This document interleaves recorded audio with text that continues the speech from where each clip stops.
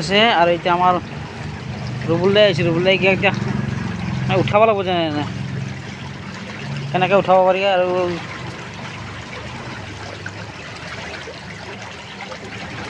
তাৰমানে কি মুৰ্গী মাৰি পেলাই জাপ মাৰি দিছে।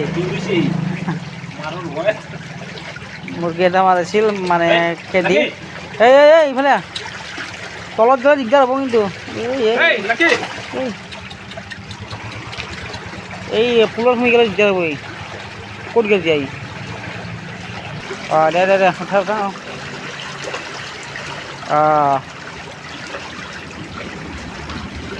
একদম মিছন চাকচেছ। 1 ঘণ্টামান আছিলে নেকি?